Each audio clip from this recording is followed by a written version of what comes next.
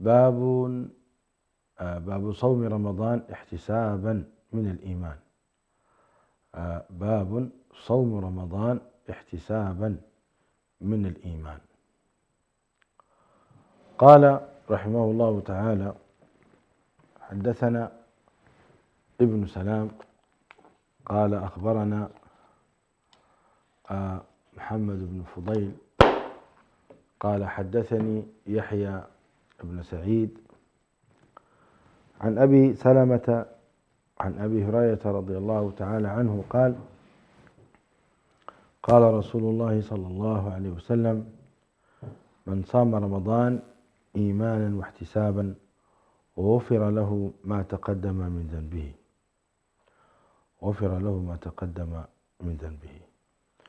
هذا الحديث الإمام البخاري ذكر أطرافه في عدة مواضع في كتاب الصوم، باب من صام رمضان إيمانا واحتسابا برقم 1901، وكذلك في كتاب ليلة القدر باب فضل ليلة القدر برقم 2014، وكذلك أيضا أخرجه الإمام مسلم رحمه الله تعالى في كتاب المساجد ومواضع الصلاة باب الترغيب في قيام رمضان وهو التراويح. وأخرجه أيضا الإمام أبو داود رحمه الله تعالى في سننه كتاب الصلاة باب تفريغ أبواب شهر رمضان باب في قيام شهر رمضان. أخرجه أيضا الترمذي رحمه الله تعالى في أبواب الصوم عن رسول الله صلى الله عليه وسلم باب ما جاء في فضل شهر رمضان برقم 683. كذلك أخرجه الإمام النسائي رحمه الله تعالى في كتاب الصيام ثواب من قام رمضان وصامه إيمانا واحتسابا والاختلاف على الزهري في الخبر في ذلك برقم 2202. أعاد تخريجه الإمام النسائي رحمه الله تعالى في كتاب الصيام أيضا ثواب من قام رمضان وصامه إيمانا واحتسابا والاختلاف على الزهري كذلك برقم 2203. وكذلك أخرجه الإمام النسائي برقم 2204 وأيضا برقم 2205 في نفس الكتاب وفي نفس الباب. أيضا أخرجه الإمام ابن ماجه رحمه الله تعالى في كتاب إقامة الصلاة والسنة فيها باب ما جاء في قيام شهر رمضان. وكذلك أخرجه الإمام ابن ماجه رحمه الله تعالى برقم 1641 في كتاب الصيام باب ما جاء في فضل شهر رمضان. كذلك أخرج هذا الحديث الإمام أحمد رحمه الله تعالى في مسنده مسند أبي هريرة رضي الله تعالى عنه وأرضاه برقم 7170، وكذلك برقم 7280، وبرقم 9001، وكذلك برقم 10117، وكذلك برقم 10537. هذا تخريج الحديث سريعا يبين لنا أن هذا الحديث أخرجه الأئمة الكبار. شواهد الحديث: أخرج الإمام النسائي رحمه الله تعالى من حديث قال: حدثنا القاسم بن فضيل قال حدثنا النضر بن شيبان قال: قلت لأبي سلمة بن عبد الرحمن حدثني بشيء سمعته من أبيك سمعه أبوك من رسول الله صلى الله عليه وسلم، ليس بين أبيك وبين رسول الله صلى الله عليه وسلم أحد في شهر رمضان. قال: نعم. حدثني أبي قال: قال رسول الله صلى الله عليه وسلم: إن الله تبارك وتعالى فرض صيام رمضان عليكم وسننت لكم قيامه، فمن صامه وقامه إيمانا واحتسابا خرج من ذنوبه كيوم ولدته أمه. هذا الحديث أخرجه النسائي رحمه الله تعالى بهذا السند، وضعفه الإمام الألباني رحمه الله تعالى. إذن هذا شاهد في حديث من حديث أبي هريرة رضي الله تعالى عنه السابق. نعم. وعند ابن ماجه رحمه الله تعالى برقم 1328 حديث آخر شاهد آخر.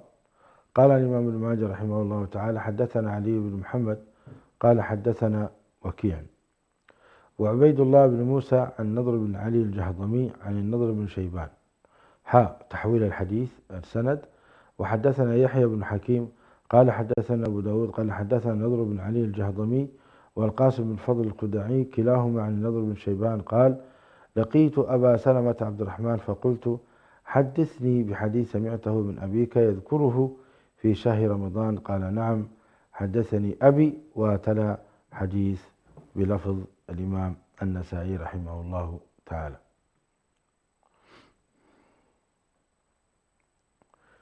إذن حديث سلمة رحمه الله تعالى عن أبيه أخرجه الإمام النسائي وكذلك ابن ماجه.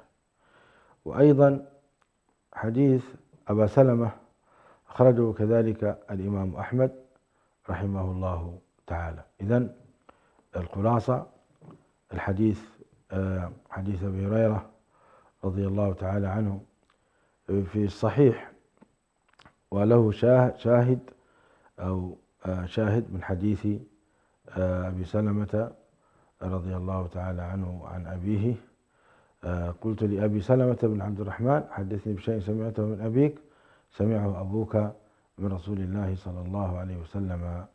فهذا حديث أبي سلمة أخرجه النسائي وابن ماجه وضعفهما الألباني رحمه الله تعالى.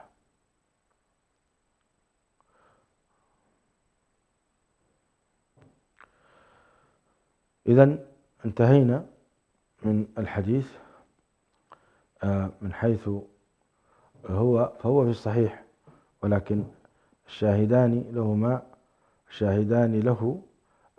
سندهما ضعيف. نعم. من صام رمضان إيمانا واحتسابا غفر له ما تقدم من ذنبه. مناسبة هذا الحديث لكتاب الإيمان واضحة أن الإيمان يزيد بالطاعة وينقص بالعصيان. فمن أعظم أعمال الطاعة التي تزيد الإيمان هو صيام رمضان إيمانا واحتسابا. صيام رمضان إيمانا واحتسابا أي تصديقا بما أنزل الله عز وجل من فريضة لهذا الصوم وكذلك إيمانا أن الله يأجرنا إذا صمنا هذا الشهر. نسأل الله أن يبلغنا رمضان ويعنا على صيامه وقيامه. ننتقل إلى الحديث الذي بعده كما هو ظاهر في الشاشة. قال الإمام البخاري رحمه الله تعالى باب الدين يسر وقول النبي صلى الله عليه وسلم أحب الدين إلى الله الحنيفية السمحة. أحب الدين إلى الله الحنيفية السمحة. ثم ذكر حديث قال حدثنا عبد السلام ابن مطهر قال حدثنا عمر بن علي عن معنى بن محمد الغفاري عن سعيد بن أبي سعيد المقبري عن أبي هريرة رضي الله تعالى عنه عن النبي صلى الله عليه وسلم قال إن الدين يسر ولن يشاد الدين أحد إلا غلبه فسددوا وقاربوا وأبشروا واستعينوا بالغدوة والروحة وشيء من الدلجة. نعم شيء من الدلجة.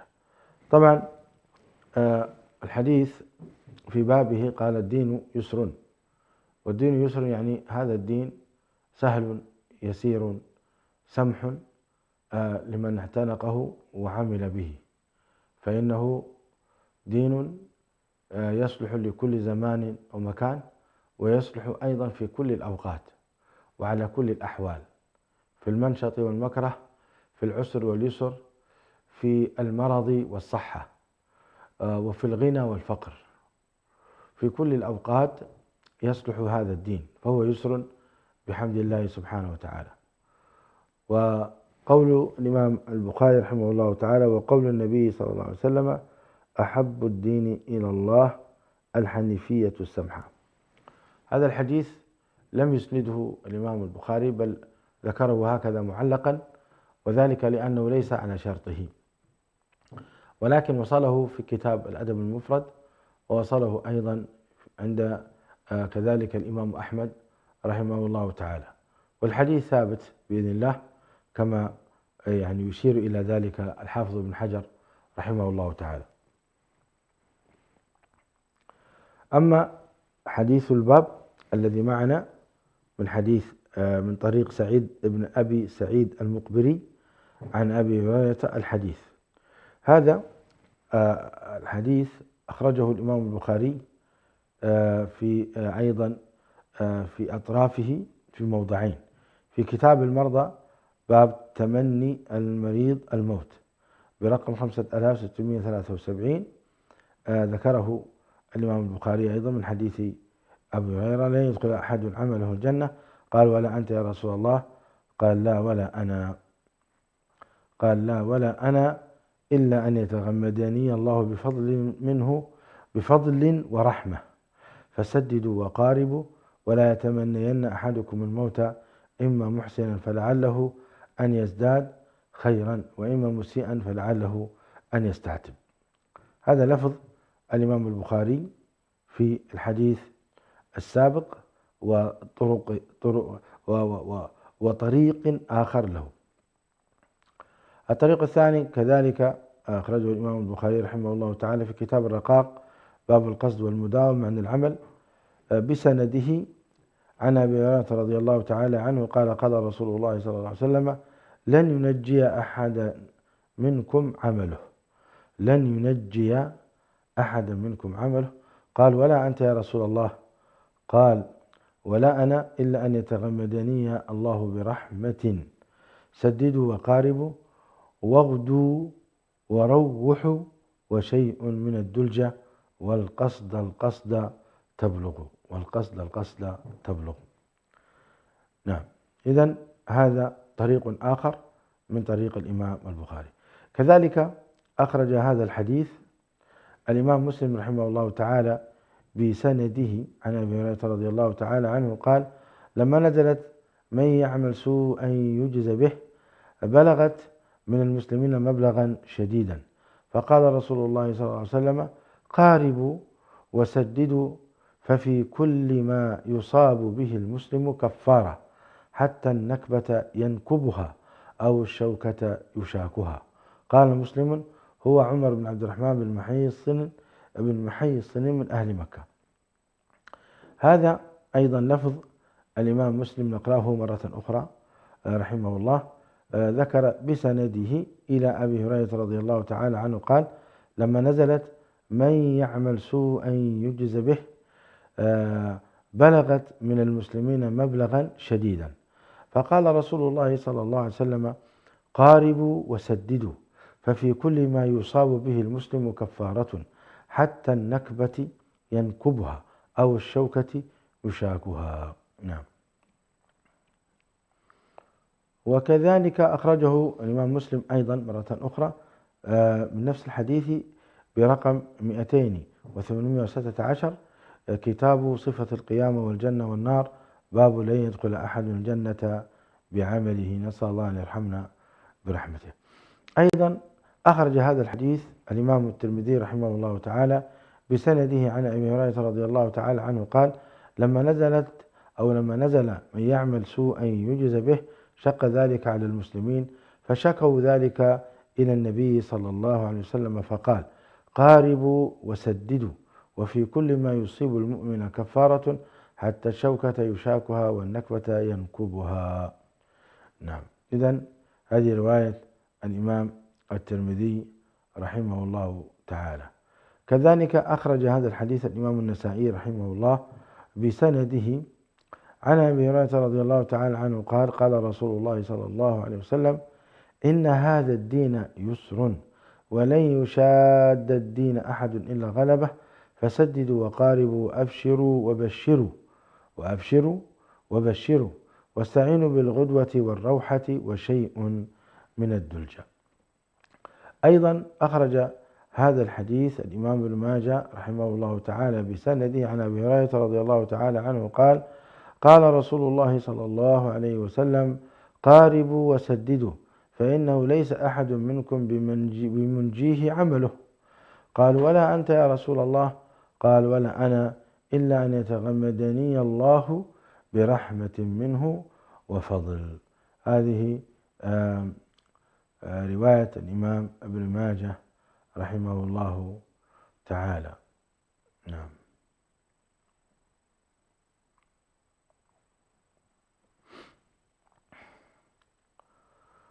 كذلك أخرج هذا الحديث أيضا الإمام أحمد رحمه الله تعالى من عدة طرق، نكتفي بقراءة طريق أو طريقين. قال الإمام أحمد رحمه الله تعالى: حدثنا سفيان قال حدثني ابن محيصن شيخ من قريش سهمي سمعه من محمد بن قيس بن مخرمة عن أبي هريرة رضي الله تعالى عنه قال: لما نزلت من يعمل سوءا يجزى به شقت على المسلمين بلغت منهم ما شاء الله أن تبلغ، فشكوا ذلك إلى رسول الله صلى الله عليه وسلم، فقال لهم رسول الله صلى الله عليه وسلم: قاربوا وسددوا، فكل ما يصاب به المسلم كفارة حتى النكبة ينكبها والشوكة يشاكها. هذا أيضا لفظ الإمام أحمد رحمه الله تعالى في مسند أبي هريرة.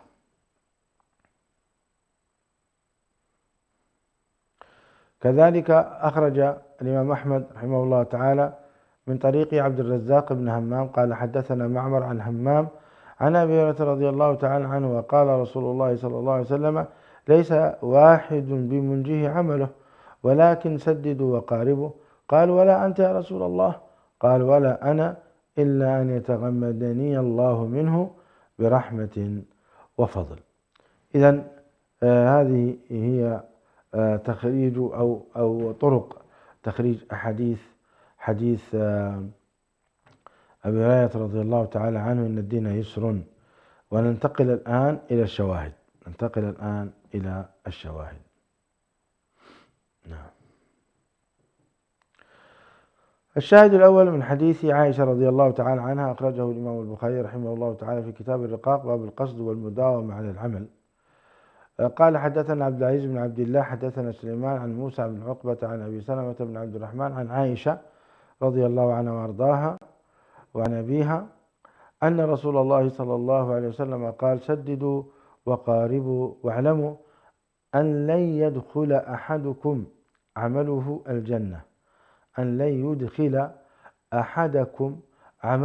الجنة، وأن أحب الأعمال أدومها إلى الله وإن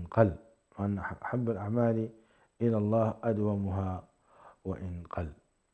إذن هذا حديث من حديث عائشة رضي الله عنها وأرضاها. كذلك أخرجه مرة أخرى الإمام البخاري رحمه الله تعالى في باب كتاب الرقاق ب6467. كذلك أخرج حديث عائشة أيضا الإمام مسلم رحمه الله تعالى بلفظ: سددوا وقاربوا وأبشروا. وأيضا أخرج حديث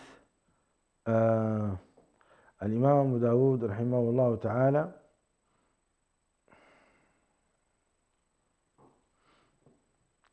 قال: حدثنا سعيد بن منصور قال حدثنا شهاب بن خراش حدثني شعيب بن زريق الطائفي قال: جلست إلى رجل له صحبة من رسول الله صلى الله عليه وسلم يقال له الحكم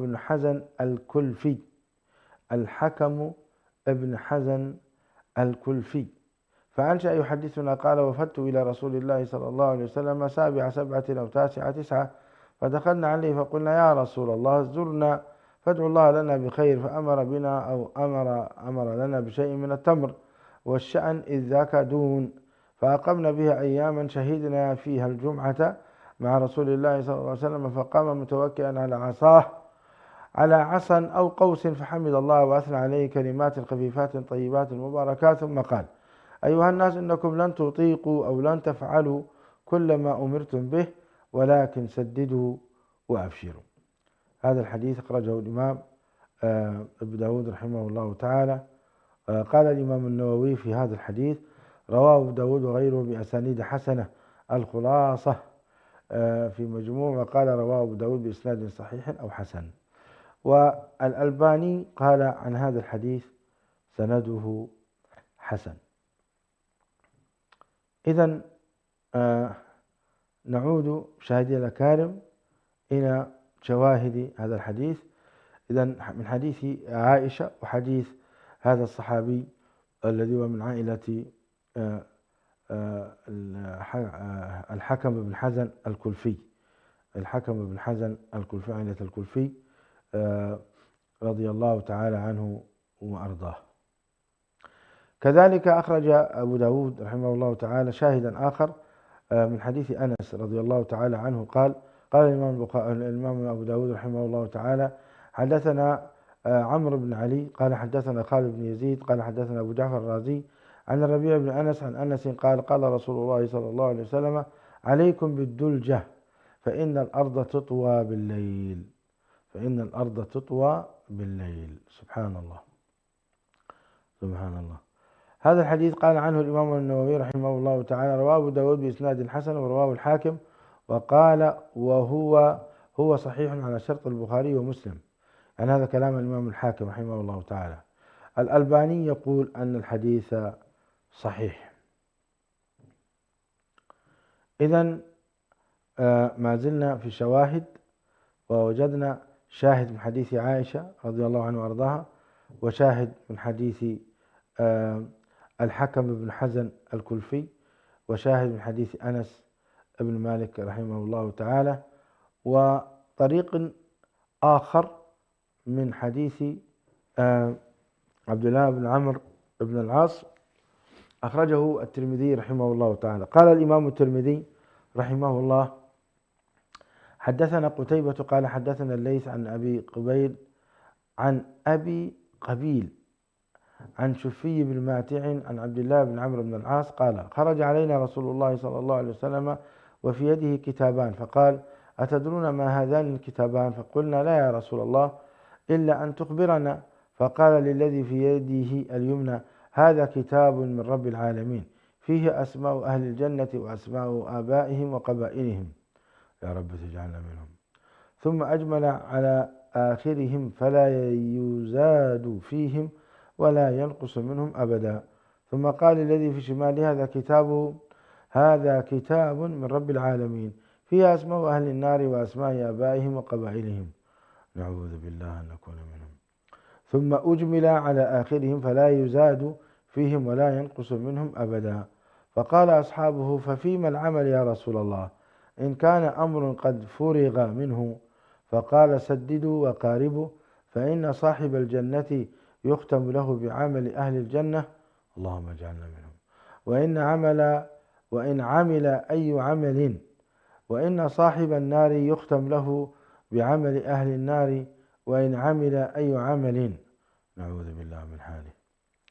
ثم قال رسول الله صلى الله عليه وسلم بيده أو بيديه فنبذهما ثم قال فرغ ربكم من العباد فريق في الجنة وفريق في السعير، نسأل الله من فضله ونعوذ بالله من النار. هذا حديث أخرجه الإمام الترمذي، حديث مرعب ومخيف. قال الإمام الألباني رحمه الله تعالى حسن، حكم عليه أنه حديث حسن. نحتاج نقرأه مرة أخرى. قال الإمام الترمذي رحمه الله تعالى حدثنا قتيبة قال حدثنا الليث عن أبي قبيل عن شفي بن ماتع عن عبد الله بن عمرو بن العاص قال خرج علينا رسول الله صلى الله عليه وسلم في يده كتابان فقال أتدرون ما هذان الكتابان؟ فقلنا لا يا رسول الله إلا أن تخبرنا.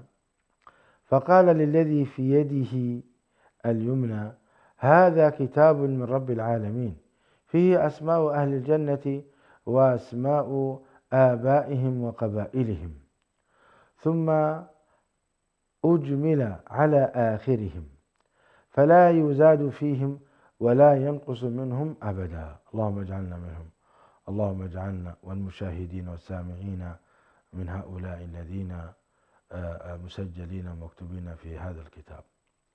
قال ثم قال للذي في شماله: هذا كتاب من رب العالمين فيه أسماء أهل النار وأسماء آبائهم وقبائلهم، ثم أجمل على آخرهم فلا يزاد فيهم ولا ينقص منهم أبدا.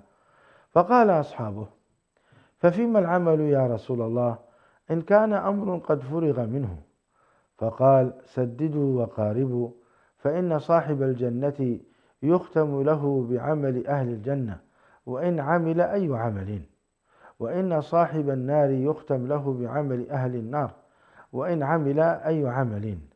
ثم قال رسول الله صلى الله عليه وسلم بيديه فنبذهما، ثم قال: فرغ ربكم من العباد، فريق في الجنة وفريق في السعير. الحديث حسنه الإمام الألباني رحمه الله تعالى. وكما تلاحظون نص الحديث مرعب ومخيف جدا، إلا أن هذه الكتابة هي من علم الغيب الذي هو مختص بالله عز وجل. قل لا يعلم من في السماوات والأرض الغيب إلا الله. فعلم الله عز وجل أهل الجنة أسماءهم وأعمالهم وبماذا يختم لهم، فكتب وسجل سبحانه وتعالى في كتاب. ثم أيضا هو يعلم الغيب، فيعلم أهل النار أسماءهم وقبائلهم وعددهم وصفاتهم وأسباب دخولهم إلى النار، فكتب سبحانه وتعالى كتابا. فهذا بسبب علمه للغيب سبحانه وتعالى، فهو يعلم الغيب ويعلم الشهادة، ولذلك كتب هذه المعلومات وهذه الكشوفات وهذه التقارير لأهل الجنة. نسأل الله بمنه وكرمه أن يجعلنا منهم، اللهم اكتبنا منهم. وكتب لأهل النار من هم كذلك، وجعلهم في تقرير واضح بأسمائهم من خلال علمه بالغيب. وإلا ليس هذا كما فهم الصحابة أنه أمر مفروغ بأن الله عز وجل قد حكم لهؤلاء ولهؤلاء، كلا، وإنما هو بسبب العلم بالغيب وكتابة ذلك. فأهل الجنة يدخلون الجنة بما يوفقهم الله من العمل الصالح، وأهل النار يدخلون النار بما ارتكبوه من أعمالهم السيئة.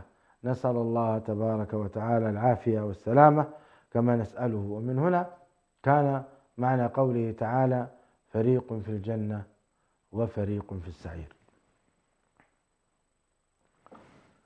وقفنا نشرح لأن هذا الحديث بصراحة مخيف، أخافنا، الله المستعان. نعوذ بالله من النار ونسأل الله الجنة، نسأل الله الجنة. وكما تلاحظون الجنة هي محض فضل الله عز وجل، لا يستطيع أحد أن يدخل الجنة بعمله، حتى رسولنا الكريم محمد صلى الله عليه وسلم لا يستطيع أن يدخل الجنة بعمله، وإنما برحمة من الله. فنسأل الله تعالى أن يرحمنا برحمته، وأن يوفقنا للعمل إلى رضاه، وأن نسير على منهج نبيه وعلى ما يحب ويرضى سبحانه وتعالى. نعم، هكذا تكون القلوب منكسرة. كذلك أخرج الإمام مالك في موطئه من حديث خالد بن معدان يرفعه، قال: إن الله تبارك وتعالى رفيق يحب الرفق ويرضى به ويعين عليه ما لا يعين على العنف. فإذا ركبتم هذه الدواب العجمة فأنزلوها منازلها، فإن كانت الأرض جدبة فانجوا عليها بنقيها، وعليكم بسير الليل فإن الأرض تطوى بالليل ما لا تطوى بالنهار، وإياكم والتعريس على الطريق فإنها طرق الدواب ومأوى الحيات. هذا الحديث أخرجه الإمام موطأ رحمه الله تعالى. قال: حدثني مالك عن أبي عبيد مولى سفيان بن عبد الملك عن خالد بن معدان يرفعه قال يعني يرفعه إلى رسول الله صلى الله عليه وسلم، قال إن الله تبارك وتعالى رفيق يحب الرفق ويرضى به ويعين عليه ما لا يعين على العنف، فإذا ركبتم هذه الدواب العجم فأنزلوها منازلها، فإن كانت الأرض جدبة فانجوا عليها بنقيها، وعليكم بسير الليل فإن الأرض تطوى بالليل ما لا تطوى بالنهار، وإياكم والتعريس على الطريق فإنها طرق الدواب ومأوى الحيات.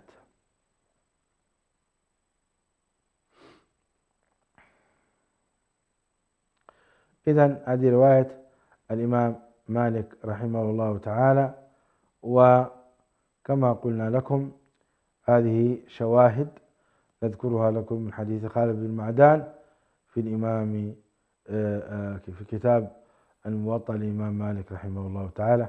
كذلك أخرج هذا الحديث الإمام الدارمي رحمه الله تعالى أن أبا كبشة السلولي حدثه أنه سمع ثوبان مولى رسول الله صلى الله عليه وسلم. إذن هذا من طريق ثوبان رضي الله تعالى عنه. وكذلك أخرج الإمام الدارمي الحديث عن طريق جابر بن عبد الله رضي الله تعالى عنه. وكذلك الإمام أحمد أخرج الحديث من طريق جابر أيضا. وهكذا ننتهي من هذا الحديث. أيضا أخرج هذا الحديث الإمام أحمد رحمه الله تعالى من أبي برزة الأسلمي وعن عمران بن حسين رضي الله تعالى عنه، وكذلك من حديث أبي عروة أيضا رضي الله تعالى عنه وأرضاه. هذا معظم شواهد حديث أبي هريرة رضي الله تعالى عنه وأرضاه، الذي قال فيه النبي صلى الله عليه وسلم إن الدين يسر ولا يشاد الدين أحد إلا غلبه، فسددوا وقاربوا وأبشروا واستعينوا بالغدوة والروحة وشيء من الدلجة. ومناسبة هذا الحديث في كتاب الإيمان مشاهدي الأكارم هو أن الإيمان يزيد بالطاعة، فهذه الطاعة يجب أن تكون مقننة ومنظمة بحسب مقدرة الإنسان وطاقته، بحيث أنه لا يخرج عن الطاقة ولا يتشدد فيقع في الغلو ويقع أيضا في عدم الاستمرار. ومن هنا قال النبي صلى الله عليه وسلم فسددوا وقاربوا. مشاهدي الأكارم، انتهت حلقة هذا اليوم، وإن شاء الله نكمل في الأسبوع القادم بمشيئة الله، ونتعمق في معاني هذا الحديث ونضرب له الأمثال من سيرة رسول الله صلى الله عليه وسلم، سيرة الصحابة الكرام، حتى تتضح لنا الصورة. حتى ألقاكم إلى ذلك الوقت استودعكم الله الذي لا تضيع ودائعه، ونسأل الله تعالى أن يكتبنا وإياكم من أهل الجنة. اللهم اجعلنا ممن قد كتبتهم في الفردوس الأعلى. اللهم إنا نسألك الجنة يا ذا الجلال والإكرام بمنك وكرمك، وأنت قد مننت علينا بالإسلام ومننت علينا بمعرفة هدي رسولك الكريم، فثبتنا على دينك ولا تتوفنا إلا وأنت راض عنا غير غضبان. اللهم واجمعنا بنبينا الكريم في الفردوس الأعلى وجها لوجه، فضلا منك ورحمة. والله تعالى أعلم. صلى الله وسلم وبارك على نبينا محمد. على نهج الرسول لنا مسير، وعند الله للساعي مصير. شغلنا عن طريقك يا حبيبا، فسيل الضيم في دمنا غزير.